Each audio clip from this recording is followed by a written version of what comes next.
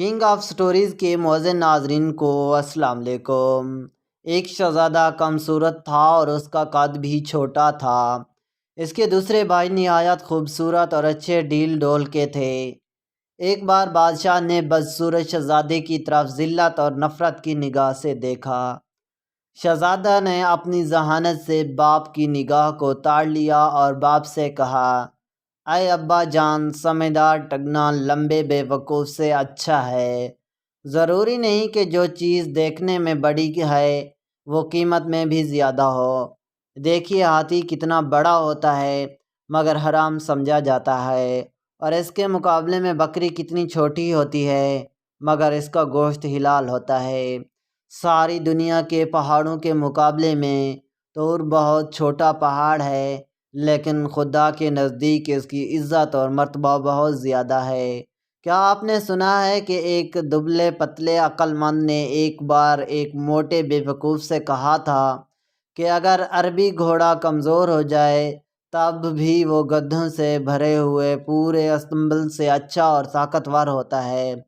بادشاہ شہزادے کی بات سن کر مسکرایا۔ تمام امیر اور وزیر خوش ہوئے اور اس کی بات کو بہت پسند آئی، لیکن شہزادے کے دوسرے بھائی اس سے جل گئے اور رنجیدہ ہوئے۔ جب تک انسان اپنی زبان سے بات نہیں کرتا اس وقت تک اس کی اچھائیاں اور برائیاں ڈھکی چھپی رہتی ہیں۔ جنگل کو دیکھ کر یہ خیال نہ کرو کہ وہ خالی ہوگا۔ تمہیں کیا خبر کہ اس میں کہیں شیر سو رہا ہو۔ میں نے سنا ہے کہ اسی زمانے میں بادشاہ کو ایک زبردست دشمن کا سامنا کرنا پڑا۔ جب دونوں کی طرف فوجیں آمنے سامنے آئیں اور لڑائی شروع کرنے کا ارادہ کیا تو سب سے پہلے جو شخص لڑنے کے لیے میدان میں نکلا وہی بدصورت شہزادہ تھا۔ اس نے پکار کر کہا، میں وہ آدمی نہیں ہوں کہ تم لڑائی کے دن میری پیٹھ دیکھ سکو۔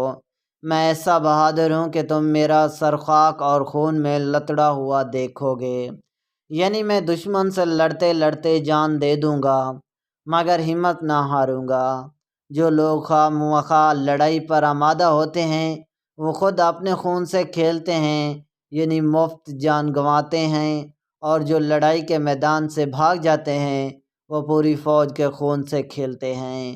یہ کہہ کر شہزادے نے دشمن کی فوج پر بہت سخت حملہ کیا اور کئی بڑے بڑے بہادروں کو قتل کر دیا۔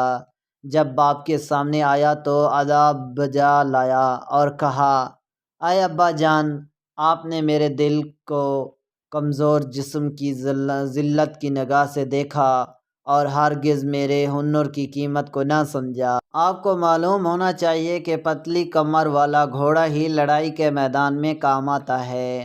آرام اور آسائش میں پلا ہوا موٹا تازہ بیل کام نہیں آ سکتا۔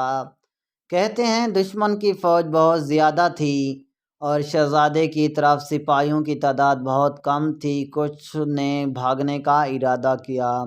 شہزادے نے ان کو للکارا اور کہا، اے بہادرو، کوشش کرو اور دشمن کا مقابلہ کرو یا پھر عورتوں کا لباس پہن لو۔ اس کی بات سن کر سپاہیوں کی ہمت بڑھ گئی اور سب دشمن کی فوج پر ٹوٹ پڑے۔ اس کو مار بھگایا اور دشمن پر اسی دن فتح حاصل کی۔ بادشاہ نے شہزادے کو پیار کیا اور اپنی گود میں بٹھایا اور روز بروز اس سے محبت بڑھنے لگی۔ اس کو اپنا ولی عہد بنایا۔ دوسرے بھائیوں نے یہ حال دیکھا تو حسد کی آگ میں جلنے لگے اور ایک دن بدشکل شہزادے کو کھانے میں زہر ملا دیا، اور اس کی بہن نے کھڑکی سے دیکھ لیا اور شہزادے کو خبردار کرنے کے لیے کھڑکی کے دروازے سے بند کر دیے۔ شہزادہ اس کی آواز سے چونک پڑا اور اپنی ذہانت سے سمجھ گیا کہ دال میں کچھ کالا ہے۔ کھانا چھوڑ دیا اور کہنے لگا، یہ تو نہیں ہو سکتا کہ ہنر لوگ زیادہ ہوں اور ہنر مند مر جائیں۔ اگر ہم دنیا سے ختم ہو جائیں تب بھی کوئی شخص الو کے سایہ میں آنا پسند نہ کرے گا۔ باپ کو اس واقعے کی اطلاع دی گئی تو اس نے شہزادوں کے بھائیوں کو بلایا اور ان کو مناسب سزا دی۔ اس کے بعد ہر ایک کو اپنے ملک کا ایک ایک حصہ دیا تاکہ آپس میں جھگڑا فساد نہ کریں۔ اس طرح یہ فتنہ اور فساد ختم ہوا۔ سچی بات یہ ہے کہ دو فقیر ایک کمبل اوڑھ کر بھی آرام سے لیٹ سکتے ہیں، لیکن دو بادشاہ ایک ملک میں نہیں رہ سکتے۔